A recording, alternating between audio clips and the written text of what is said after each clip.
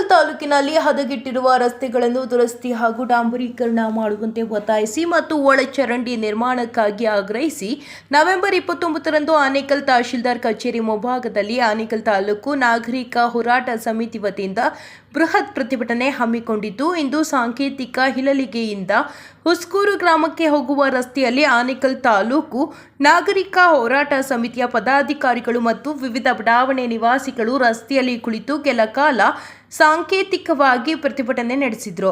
ಇನ್ನು ಈ ವೇಳೆ ರೈತ ಮುಖಂಡ ಶಿವರಾಮ ರೆಡ್ಡಿರವರು ಮಾತನಾಡಿ, ಆನೇಕಲ್ ತಾಲೂಕಿನಲ್ಲಿರುವ ಬಹುತೇಕ ರಸ್ತೆಗಳಲ್ಲಿ ಗುಂಡಿಗಳು ಬಿದ್ದು ವಾಹನ ಸವಾರರು ಮತ್ತು ಸಾರ್ವಜನಿಕರು ಸಾಕಷ್ಟು ಸಮಸ್ಯೆಯನ್ನು ಅನುಭವಿಸುತ್ತಿದ್ದಾರೆ.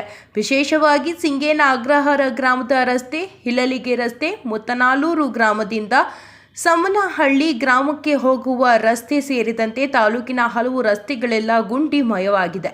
ದಿನನಿತ್ಯ ಸಾರ್ವಜನಿಕರು ಮಕ್ಕಳು ನರಕಯಾತನೆ ಅನುಭವಿಸುತ್ತಿದ್ದಾರೆ.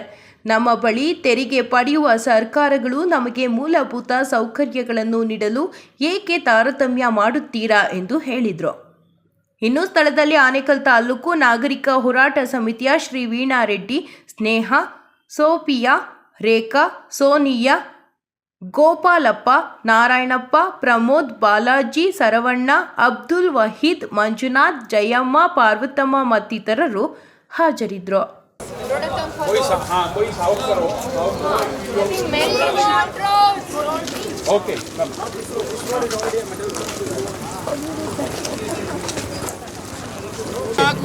ಹೋರಾಟ ಮಾರ್ಕೆಟ್ನಿಂದ ಸಂಖ್ಯೆ ನಗರ ಇಲ್ಲಿಗೆ ನಾಗರಿಕರ ಹೋರಾಟಕ್ಕೆ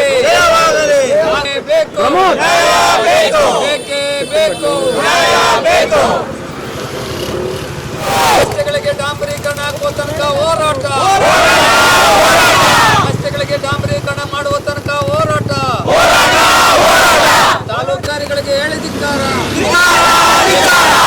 ನಿರ್ಲಕ್ಷ್ಯ ಮಾಡುತ್ತಿರುವ ಸರ್ಕಾರಕ್ಕೆ ಹೇಳಿ ಧಿಕ್ಕಾರ, ರಸ್ತೆಗಳ ನಿರ್ಮಾಣದ ಮರದ ಸರ್ಕಾರಕ್ಕೆ ಹೇಳಿ ಮಾರುಕಟ್ಟೆಯಿಂದ ಇಲ್ಲಿಗೆ ತನಕ ರಸ್ತೆ ಕೂಡಲೇ ಆಗಲೇಬೇಕು. ಮುತ್ತಾನಲ್ಲೂರಿನಿಂದ ಅಂಗೇನಹಳ್ಳಿ ತನಕ ರಸ್ತೆ ಆಗಲೇಬೇಕು. ಡಾಂಬರೀಕರಣ ಮಾಡುವ ತನಕ ಹೋರಾಟ, ಡಾಂಬರೀಕರಣ ಮಾಡುವ ತನಕ ಹೋರಾಟ. ಜನವಿರೋಧಿ ಜನವಿರೋಧಿ ನೀತಿಗಳ ಅನುಸರಿಸಿ ಸರ್ಕಾರಕ್ಕೆ ಹೇಳಿ ಧಿಕ್ಕಾರ. ಏಕೆ ಬೇಕು, ಏಕೆ ಬೇಕು, ಏನೇ ಬರಲಿ, ಏನೇ ಬರಲಿ, ರೈತ ಬೇಕೇ ಬೇಕು, ರಸ್ತೆ ಬೇಕು, ಬೇಕೇ ಬೇಕು, ಬೇಕೇ ಬೇಕು, ಬೇಕೇ ಬೇಕು. ರಸ್ತೆಗೆ ಡಾಂಬರೀಕರಣ ಮಾಡುವ ಸರ್ಕಾರಗಳಿಗೆ ಧಿಕ್ಕಾರ, ರಸ್ತೆಗಳಿಗೆ ಡಾಂಬರೀಕರಣ ಮಾಡುವ ಸರ್ಕಾರಗಳಿಗೆ ಧಿಕ್ಕಾರ. ಬೇಕೇ ಬೇಕು, ಬೇಕೇ ಬೇಕು, ಬೇಕೇ ಬೇಕು, ಬೇಕೇ ಬೇಕು, ಬೇಕೇ ಬೇಕು. ಸರ್, ಇನ್ನೊಂದು ಪ್ರಾಬ್ಲಮ್ ಈಗ ನಮ್ಮ ವೈಫ್ ಮೆಜೆಸ್ಟಿಕ್ ವರ್ಕ್ ಮಾಡ್ತಾರೆ. ಇಲ್ಲಿ ಅಲ್ಲಿಂದ ಬರೋಕ್ಕೆ 45 ಮಿನಿಟ್ಸ್ ಆಗುತ್ತೆ, ಇಲ್ಲಿಂದ ಬರೋಕ್ಕೆ 35 ಮಿನಿಟ್ಸ್ ಆಗುತ್ತೆ ಮನೆಗೆ ಬರೋಕ್ಕೆ. ಆ ಥರ ರೋಡಿಂದನೇ ಇದು ಪ್ರವೇಶಿಸಿದೆ. ಡಾಂಬರೀಕರಣ ಹಾಕುವ ತನಕ ಹೋರಾಟ, ಕೇಂದ್ರ ಮತ್ತು ರಾಜ್ಯ ಸರ್ಕಾರಗಳಿಗೆ ಹೇಳಿ ಧಿಕ್ಕಾರ. ಡಾಂಬರೀಕರಣ ಮಾಡಲು ನಿರ್ಲಕ್ಷ್ಯ ಮಾಡುತ್ತಿರುವ ಸರ್ಕಾರಗಳಿಗೆ ಹೇಳಿ ಧಿಕ್ಕಾರ. ಬೇಕೇ ಬೇಕು, ಬೇಕೇ ಬೇಕು, ಡಾಂಬರೀಕರಣ ಮಾಡಲು ಸರ್ಕಾರಗಳಿಗೆ ಹೇಳಿ ಧಿಕ್ಕಾರ.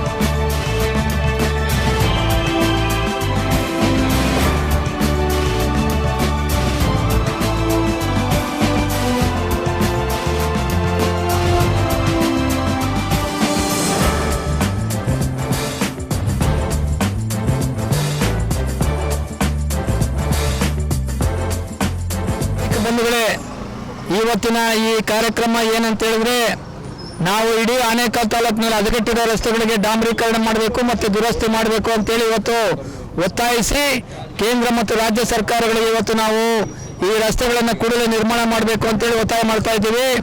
ಮೊದಲನೇದಾಗಿ ಉಸ್ಕೂರು ಮಾರುಕಟ್ಟೆ, ಹಣ್ಣಿನ ಮಾರುಕಟ್ಟೆಯಿಂದ ಹಿಡಿದು ಸಂಪಿಗೆ ನಗರ, ಅನಂತನಗರ, ಇಲೆಲ್ಗಿ ತನಕ ರಸ್ತೆ ತುಂಬಾ ಹದಗೆಟ್ಟಿದೆ.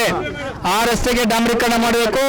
ಅದೇ ರೀತಿ ಈ ಏನು ಸಿಂಗೇನಗರ, ಮುತ್ತಾನಲ್ಲೂರು, ಸಮನಹಳ್ಳಿ, ಸೊಲ್ಲಾಪುರ ತನಕ ತುಂಬಾ ಹದಗೆಟ್ಟಿದೆ. ಆ ರಸ್ತೆಗಳು ಮಾಡಬೇಕು. ಮತ್ತೆ ಚಂದಾಪುರದಲ್ಲಿ ಇವತ್ತೇನು ರಸ್ತೆ ಕಿತ್ತಾಕಿ 4 ತಿಂಗಳಾಗಿದೆ, ಅದನ್ನು ಕೂಡ ಕೂಡಲೇ ರಸ್ತೆ ನಿರ್ಮಾಣ ಡಾಂಬರೀಕರಣ ಮಾಡಬೇಕು. ಮತ್ತೆ ನ್ಯಾಷನಲ್ ರಸ್ತೆಯಲ್ಲಿ ಯಾವಾಗಲೂ ಕೂಡ ಇವತ್ತು ಟ್ರಾಫಿಕ್ ಜಾಮ್ ಆಗ್ತದೆ. ಏನು ರಾಷ್ಟ್ರೀಯ ಹೆದ್ದಾರಿ ಇದೆ ಅಲ್ಲಿ ಕೂಡ ತುಂಬಾ ವಿಳಂಬ ಮಾಡ್ತಾ ಇದ್ದಾರೆ. ಆ ರಸ್ತೆಗಳು ಕೂಡ ನಿರ್ಮಾಣ ಮಾಡಬೇಕು ಡಾಂಬರೀಕರಣಕ್ಕೆ, ಮತ್ತೆ ಆ ಫ್ಲೈಓವರ್ಗಳನ್ನ ಕೂಡಲೇ ಮಾಡಬೇಕು ಅಂತೇಳಿ ಒತ್ತಾಯ ಮಾಡ್ತಾ ಇದ್ದೀವಿ. ನಾಗರಿಕ ಹೋರಾಟ ಸಮಿತಿ ಮತ್ತೆ ಬಗರುಕುಂ ಸಾಗುವಳಿ ರೈತರ ಹೋರಾಟ ಸಮಿತಿ ಕಡೆಯಿಂದ ಮತ್ತೆ ಮಹಿಳಾ ಸಂಘ, ಈ ಸಂಘಟನೆಗಳು ಒತ್ತಾಯಿಸ್ತಾ ಇದ್ದೀವಿ. ಅದೇ ರೀತಿ ಸರ್ಕಾರ ಇದೆ, ಹಿಂದೆ ಶಾಸಕರು ಕೂಡ ಇದ್ದಾರೆ, ಕೇಳ್ಬೋದಾಗಿತ್ತಲ್ಲ, ಯಾಕೆ ಕೇಳಿಲ್ಲ? ನಾವು ಅನೇಕ ಬಾರಿ ನಮ್ಮ ಏನು ಸಂಘಟನೆಗಳವರು, ಹೋರಾಟ ಸಮಿತಿಗಳವರು ಕೂಡ ಶಾಸಕರನ್ನ ಮತ್ತೆ ನಮ್ಮ ಏನು ಇವತ್ತು ಪುರಸಭೆ, ನಗರಸಭೆಗಳೇನಿದೆ ಆ ನಗರಸಭೆಗಳು ಕೂಡ ನಾವು ಮನವಿಗಳನ್ನು ಕೊಟ್ಟಿದ್ದೀವಿ. ಆದರೂ ಕೂಡ ಅವರು ನಿರ್ಲಕ್ಷ್ಯ ಮಾಡ್ತಾ ಇದ್ದಾರೆ. ಆದ್ದರಿಂದ ನಾವು ಕೂಡಲೇ ರಸ್ತೆ ನಿರ್ಮಾಣ ಮಾಡಬೇಕು ಅಂದರೆ ತಹಸೀಲ್ದಾರ್ ಕಚೇರಿ ಮುಂದೆ ಏನು ಬರೋ 29ನೇ ತಾರೀಕು ಧರಣಿ ಕಾರ್ಯಕ್ರಮ ಇದೆ. ಅಲ್ಲಿಂದ ನಾವು ಆ ಹೋರಾಟನ ಪ್ರಾರಂಭ ಮಾಡಿ ಇವತ್ತು ತಹಸೀಲ್ದಾರ್ಗೆ ಮನವಿ ಪತ್ರ, ತಹಸೀಲ್ದಾರ್ಗೆ ಮನವಿ ಪತ್ರ ಮತ್ತೆ ನಮ್ಮ ಶಾಸಕರಿಗೆ ಮನವಿ ಪತ್ರ, ಅಧಿಕಾರಿಗಳಿಗೆ ಸಂಬಂಧಪಟ್ಟವ್ರಿಗೆ ಎಲ್ಲರಿಗೂ ಕೂಡ ಈ ಮನವಿಗಳನ್ನು ಸಲ್ಲಿಸಲಿಕ್ಕೆ ಇವತ್ತು ನಾವೊಂದು ಏನು ಮಾಧ್ಯಮ ಮತ್ತು ಪತ್ರಿಕಾಗೋಷ್ಠಿಯನ್ನು ಕರೆದಿದ್ದೀವಿ.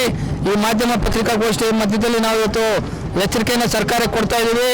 20 ದಿವಸ ಗಡುವು ಕೊಡ್ತೀವಿ. ಆ ಗಡುವಿನೊಳಗೆ ಆಗ್ತಿಲ್ಲ ಅಂತ ಹೇಳಿದ್ರೆ ನಾವು ವಿಧಾನಸೌಧ ಚಲೋ ಸಹ ಮಾಡ್ತೀವಿ ಅಂತೇಳಿ ನಾನು ಈ ಮೂಲಕ ಒತ್ತಾಯಿಸ್ತಾ ಇದ್ದೀನಿ. ನಾವು ಕಷ್ಟಪಟ್ಟು ಗಳಿಸಿದ ಹಣದಿಂದ ಇಲ್ಲಿ ಆಸ್ತಿಗಳನ್ನೆಲ್ಲ ತಗೊಂಡಿದ್ದೀವಿ, ಅದನ್ನ ಸುಂದರವಾದ ಮನೆಗಳನ್ನಾಗಿ ಮಾಡ್ಕೊಂಡಿದ್ದೀವಿ. ಆದರೆ ಮನೆಯಿಂದ ಹೊರಗೆ ಬಂದ ತಕ್ಷಣ ಬರೀ ನಮಗೆ ಗುಂಡಿಗಳು, ಮಳೆಗಾಲದಂತಲ್ಲಂತೂ ನೋಡೋಕ್ಕಾಗೋದಿಲ್ಲ, ಅದೆಲ್ಲ ನೀರಿನಿಂದ ತುಂಬ ಹೋಗುತ್ತೆ. ರೋಡ್ ಯಾವುದೋ, ಹೊಂಡ ಯಾವುದೋ ಗೊತ್ತಾಗೋದಿಲ್ಲ. ಇಂಥದ್ರಲ್ಲಿ ನಾವೆಲ್ಲ ಗಾಡಿಗಳನ್ನ ಓಡಿಸ್ಬೇಕು, ತುಂಬ ಅಸುರಕ್ಷಿತವಾಗಿದೆ. ಇಂಥದ್ದೇ ಇದರಲ್ಲಿ ನಮ್ಮ ಮಕ್ಕಳು ಶಾಲೆಗೆ ಹೋಗ್ತಾರೆ, ತಿಂಡಿ ಕೊಟ್ಟು ಕಳಿಸಿದ್ರೆ ಅವರಿಗೆ ಒಂಥರ ವಾಮಿಟಿಂಗ್ ಸೆನ್ಸೇಷನ್, ಹೊಟ್ಟೆ ನೋವು, ಆಮೇಲೆ ಶ್ವಾಸಕೋಶದ ಸಮಸ್ಯೆಗಳು ತುಂಬಾನೇ ಕಾಮನ್ ಆಗಿಬಿಟ್ಟಿದೆ. ಸೊ ನಮಗೆ ರೋಡ್ ಬೇಕು, ಆಮೇಲೆ ಒಳ್ಳೆ ಸಿಮೆಂಟ್ ರೋಡ್ ಮಾಡಿಕೊಡಿ. ಒಂದ್ಸರಿ ಮಾಡಿದ್ರೆ ಅದು ಬಾಳ್ಕೆ ಬಂದಿರಬೇಕು. ಬಡವಣೆ ಮಾಲೀಕರು ಏನಂತಾರೆ? ಬಡವಣೆ ಮಾಲೀಕರು ಸಾಕಷ್ಟು ಜನ ಇರ್ತಾರೆ, ಏನಂತಾರೆ ಓನರ್ಸ್ ಎಲ್ಲ ನಾವು ಪ್ರಯತ್ನ ಮಾಡ್ತಾ ಇದ್ದೀವಿ. ಸಾಕಷ್ಟು ಸಾರಿ ಇವರೆಲ್ಲ ಅಪ್ರೋಚ್ ಮಾಡಿದ್ದಾರೆ, ಬಟ್ ಫಂಡ್ಸ್ ಇಲ್ಲ, ಅದಿಲ್ಲ ಅಂತ ಹೇಳ್ತಾ ಇದ್ದಾರೆ. ನಾವು ಟ್ಯಾಕ್ಸ್ಗಳನ್ನ ಕಟ್ತಾ ಇದ್ದೀವಿ. ನಾವೆಲ್ಲ ಕಾರ್ಪೊರೇಟ್ ಅಲ್ಲಿ ಎಜುಕೇಶನ್ ಇನ್ಸ್ಟಿಟ್ಯೂಟ್ನಲ್ಲಿ ಕೆಲಸ ಮಾಡ್ತಾ ಇದ್ದೀವಿ. ಟ್ಯಾಕ್ಸ್ ಕಟ್ತೀವಿ, ಪ್ರಾಪರ್ಟಿ ಟ್ಯಾಕ್ಸ್ ಕಟ್ತೀವಿ. ಬಟ್ ಇದಕ್ಕೆ ಪರವಾಗಿ ನಮಗೆ ಏನು ಬೇಸಿಕ್ ಇನ್ಫ್ರಾಸ್ಟ್ರಕ್ಚರ್ ನಮಗೆ ಇಲ್ಲವೇ ಇಲ್ಲ. ಅದೇ ಏನು ಒತ್ತಾಯ ಮಾಡ್ತಾರೆ ಸರ್ಕಾರಕ್ಕೆ? ಏನು ಒತ್ತಾಯ ಮಾಡ್ತಾರೆ? ನಮಗೆ ನಮ್ಮ ಹಕ್ಕನ್ನ ಕೊಡಿ, ನಾವು ಏನು ಜಾಸ್ತಿ ಕೇಳ್ತಾ ಇಲ್ಲ. ನಮಗೆ ಬೇಸಿಕ್ ಇನ್ಫ್ರಾಸ್ಟ್ರಕ್ಚರ್ ಅದನ್ನ ನೀವು ನಮಗೆ ಮಾಡಿಕೊಡಿ.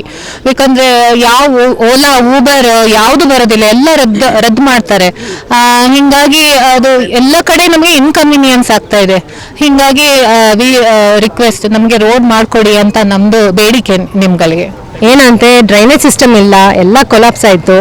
ಮಳೆ ಬಂದ್ರಂತೆ ಏನನ್ನ ರೋಡ್ಸ್ ಹಾಕಿದ್ರಂತೆ ಅದು ಹೋಗ್ತಾ ಇದೆ. ಸೊ ಒಳ್ಳೆ ಕ್ವಾಲಿಟಿ ರೋಡ್ಸ್ ಬೇಕಷ್ಟೇ, ಇನ್ನೇನು ಇಲ್ಲ.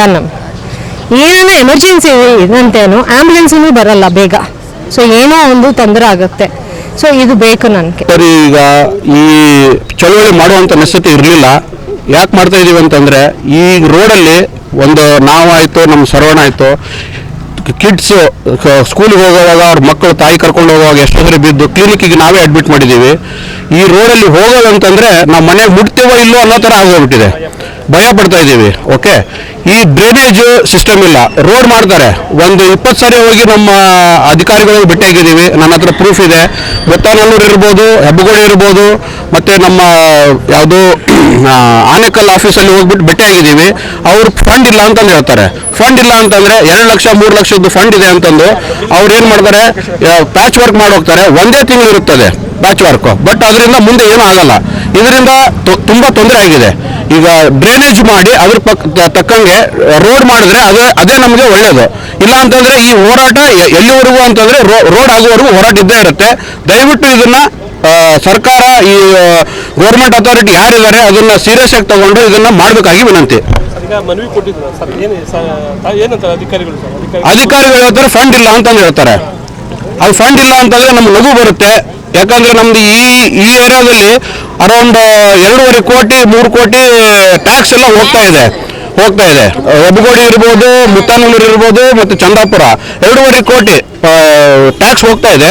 ಬಟ್ ಅದು ಎಲ್ಲಿ ಹೋಗ್ತಾ ಇದೆ ಏನು ಗೊತ್ತಾಗ್ತಾ ಇಲ್ಲ. ನಾವು ಅದು ರೈಟ್ಸು ಅಲ್ಲ, ನಾವು ಎಲ್ಲಿ ಹೋಗ್ತಾ ಇದೆ ಅಂತ ಕೇಳೋಕ್ಕೆ. ನಮಗೇನು ಬೇಕು, ರೋಡ್ ಬೇಕಷ್ಟೇ. ಡ್ರೈನೇಜು ಪ್ಲಸ್ ರೋಡು ಮಾಡಿಕೊಟ್ರೆ ನಮಗೆ ತುಂಬ ಒಳ್ಳೇದಾಗುತ್ತೆ.